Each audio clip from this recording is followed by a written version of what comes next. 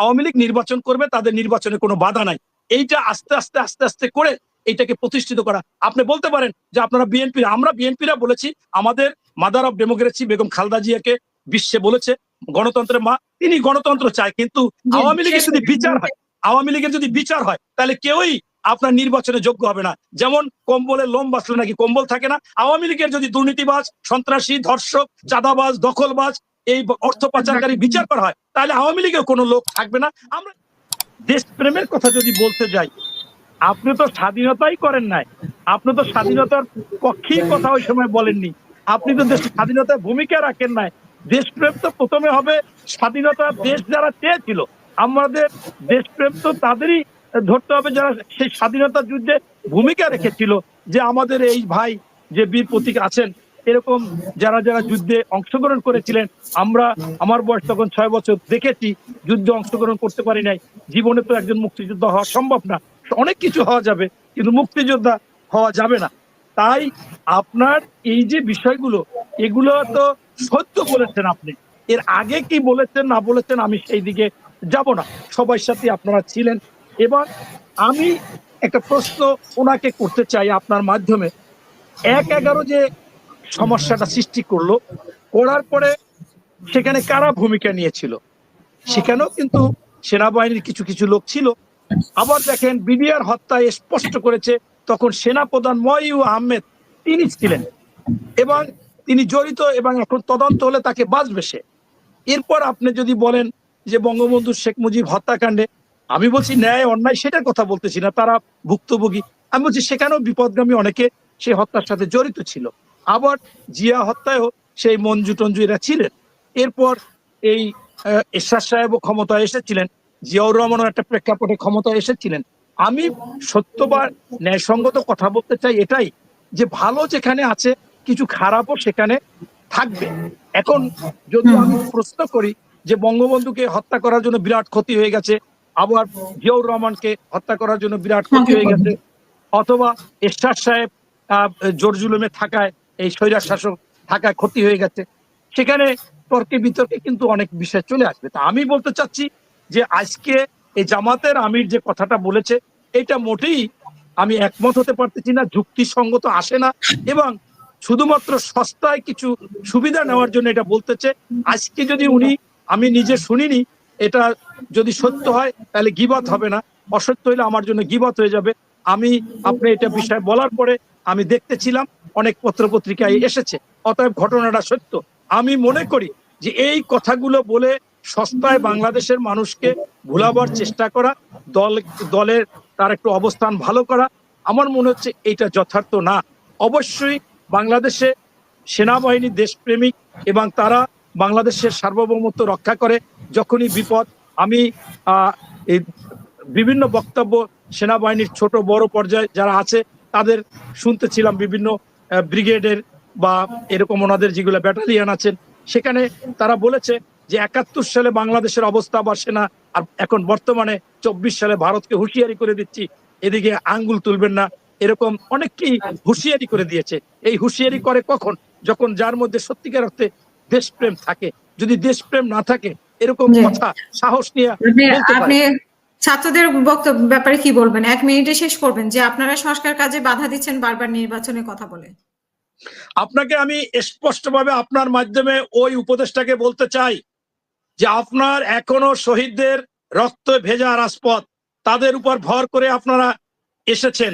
আপনারা তাদের, এই যারা শহীদ হয়েছিল তাদের দিক তাকাননি, শুধুমাত্র আপনারা তদবির করতেছিলেন, বিভিন্ন কাজ করতেছিলেন, ক্ষমতায় গিয়েছেন, অথচ তারা আন্দোলন করে সেই যারা ভুক্তভোগী, যারা আহত, যারা শহীদ, তাদের দাবি আদায় করতে বাধ্য হয়েছিল, আপনারা কিন্তু খেয়াল করেননি। আপনারা একটা জিনিস জানবেন, আজকে ভারত আপনার বাংলাদেশের দিক তাকাচ্ছে কেন? যখন দেখতেছে অনির্বাচিত সরকার।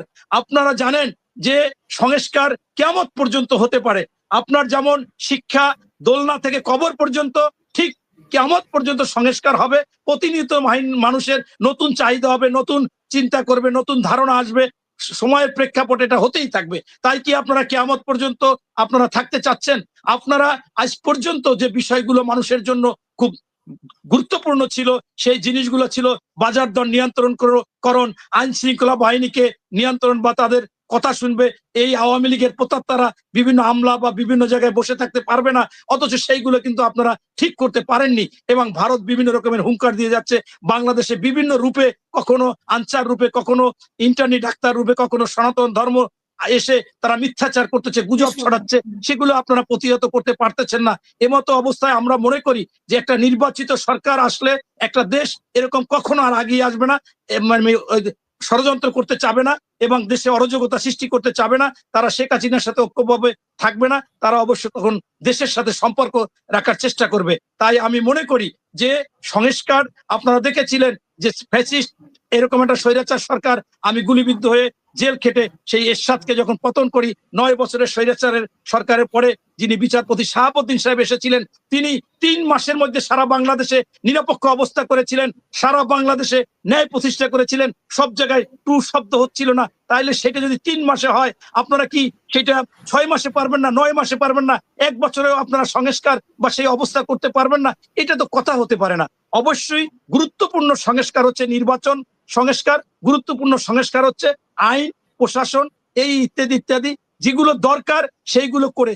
এবং ইতিমধ্যে আপনারা জানেন যে সংস্কারের জন্য প্রথমেই 10, 12, 15 দিনে 53টি অনিবন্ধিত বা নিবন্ধিত দল তারা কি সংস্কার দরকার, কি চাওয়া পাওয়া সবাই কিন্তু সাবমিট করেছে। তারপরে আবার যে সমস্ত কমিটি তারা বলছে ডিসেম্বরের মধ্যে সবগুলো সাবমিট করবে। এবং আজকেও দেখলাম বদিউল আলম মজুমদার বলল সেইটা যদি হয় 1 সপ্তাহের মধ্যে প্রজ্ঞাপন জারি করতে পারে, জানুয়ারির মধ্যে করে মার্চ, এপ্রিল, মে, জুনের মধ্যে নির্বাচন দিতে পারে, এটাই স্বাভাবিক। কিন্তু আমরা মনে করি যে আজকে আপনারা যদি কিংস পার্টি করতে চান তাহলে আপনার মন্তব্য ঠিক আছে, আপনি সরকারি ভাবে সাপোর্ট নিয়ে আপনার সংগঠন করবেন। আপনারাই অনেকে বলেছিলেন যে আপনারা দুপুরে না খাইয়ে আন্দোলন করেছেন, হেঁটে আন্দোলন করেছেন, টাকা নাই, বাবার টাকা নাই। কিন্তু এখন তো আমরা দেখি অনেকে সকালে 85 লাখ টাকার একটা গাড়ি, এক কালার, বিকেলে আরেকটা 85 লাখ টাকার আরেকটা কালার গাড়ি। আবার সামাজিক মাধ্যমে বিভিন্ন জায়গায় শোনা যায় কোন উপদেষ্টা অনেক কোটি কোটি টাকার মালিক হয়ে গেছেন। এটা কিভাবে হয়? এটা কি ম্যাজিক? এই ম্যাজিক থেকে আপনারা বের হয়ে আসেন। কারণ যদি অভাব কারো চিরকাল থাকে না, কিন্তু লোভ যদি ঢুকে যায়, এই লোভ আজীবন থাকে। আপনি এরকম আজীবন সংস্কার করবেন, বছরের পর বছর সংস্কার, এটা হতে পারে না। অবশ্যই বাংলাদেশের মানুষের ভোট অধিকার চায়, গণতন্ত্র চায়, সুশাসন, সুনীতি, সুবিচার চায়, স্বায়ত্তশাসিত প্রতিষ্ঠানগুলো নিরপেক্ষ চায়। এবং এটা অবশ্যই অনেক দল বা রাজনৈতিক দলগুলো ধাক্কা খেয়েছে, তারা সঠিকভাবে পরিচালনা করবে। বরঞ্চ আমরা দেখতেছি যে এখনো আমলারা আপনাদের সাপোর্ট নিয়ে, আপনাদের সুবিধা দিয়ে, আমলারা যারা অন্য দলের ছিল তারা তো মনে করেন ওএসডি ছিল, তাদের কোনো টাকা পয়সা নাই। যারা রানিং ছিল তারা সেই আমলারাই বিভিন্ন জায়গায় পোস্টিং নিচ্ছে, বিভিন্ন জায়গায় তারা যাচ্ছে, টাকা পয়সা দিয়ে যাচ্ছে, এইটা কেউ না কেউ নিচ্ছে। আমি মনে করি যে আজকে কেউ কেউ ব্যাখ্যা দেয় যে এই গাড়ি আওয়ামী লীগ অমুক ব্যবসায়ী। আজকে দেখেন এই যে আজাদ সাহেব হামিম গ্রুপের, সে কে? আমি বিশ্ববিদ্যালয় অ্যালামনাই অ্যাসোসিয়েশনে যাই, বোবার মতো যাই, বসে থাকি, আওয়ামী লীগের প্রতাত্তা গুণগান গায়, শ্রেষ্ঠ। এই যে লাস্ট 4 আগস্ট সে অনেক কিছু বলেছে, শেখ হাসিনাকে ভালো ভালো কথা বলেছে। এদেরকে আপনি সাপোর্ট নিবেন, তাদেরকে যে টাকা নিবেন, তাদের গাড়ি ব্যবহার করবেন, অবশ্যই তাদেরকে সুবিধা দিচ্ছেন। এই ধরনের প্রতিষ্ঠা করার জন্য আপনাদেরকে বসানো হয় না। তাই আমি বলতে চাচ্ছি আজকে দিন আর দিন আওয়ামী লীগের প্রতাত্তা, দুর্নীতিবাজ এবং যারা এই বাংলাদেশের ক্ষতি চেয়েছে তারা প্রতিষ্ঠিত হচ্ছে আপনাদেরকে ধরে। এটা আমরা জেনেছি, সামাজিক মাধ্যমে দেখতেছি, আমরাও দেখতেছি। তাই আমরা বলতে চাচ্ছি আপনারা দল করেন ভালো কথা, সেই দল কিংস পার্টির মতো ওই সরকারের সাথে আপনারা আসেন, আপনারা আবার সেই আগের মতো হেঁটে হেঁটে মানুষের কাছে যান। সরকারি টাকায় বিশ্ববিদ্যালয়ে যাচ্ছেন, কলেজে যাচ্ছেন, আর বলতেছেন দল করবেন। আপনার এইগুলো করার জন্য যদি আপনি মনে করেন সংস্কারের নামে বিলম্বিত করে যখন কনফার্ম হবেন যে বাংলাদেশে আমরা 160, 70, 80টা আসন পাবো, নির্বাচিত হব, সেই জন্য আমরা শুনতেছি আপনাদের এই অন্তর্বর্তীকালীন সরকারের উপদেষ্টাদের মধ্যে 3টি ভাগ বিভক্ত। একটা ভাগ চাচ্ছে ডক্টর ইউনূস সাহেব, ওয়াহিদুদ্দিন মাহমুদ, সালেউদ্দিন এবং মারা গেলেন হাসান আরিফ। এরা চাচ্ছে যে দ্রুত নির্বাচন দিয়ে দেশ এবং বিশ্বের কাছে একটা ভালো কিছু দেখাবে। আবার কিছু কিছু লোক চাচ্ছে এই কিংস পার্টিকে প্রতিষ্ঠিত করার জন্য তারা বিলম্ব করতে চাচ্ছে। আবার কিছু কিছু চাচ্ছে আওয়ামী লীগকে বাংলাদেশে দিন আর দিন গেলে আপনি দেখেন এই বদিউল আলম মজুমদার, জি, যিনি শেষ করবেন। অনেক, আর আমি একজন শেষ কথা করতেছি, বলছেন। হুম। অনেক জায়গায় বলেছে যে আওয়ামী লীগ কোনো মানুষের মধ্যে পড়ে না, তারা নির্যাতিত, এই দেশে তাদের রাজনৈতিক ক্ষমতা নাই, মানে এই অধিকার নাই। উনিও বলতে এখন বাধ্য হচ্ছে যে আওয়ামী লীগ নির্বাচন করবে, তাদের নির্বাচনে কোনো বাধা নাই। এইটা আস্তে আস্তে আস্তে আস্তে করে এইটাকে প্রতিষ্ঠিত করা। আপনি বলতে পারেন যে আপনারা বিএনপি, আমরা বিএনপিরা বলেছি আমাদের mother of democracy Begum Khaleda জিয়াকে বিশ্বে বলেছে গণতন্ত্রের মা, তিনি গণতন্ত্র চায়, কিন্তু জি, আওয়ামী শেষ লীগের যদি করবেন। বিচার হয়, আওয়ামী লীগের যদি বিচার হয়, তাহলে কেউই আপনার নির্বাচনে যোগ্য হবে না।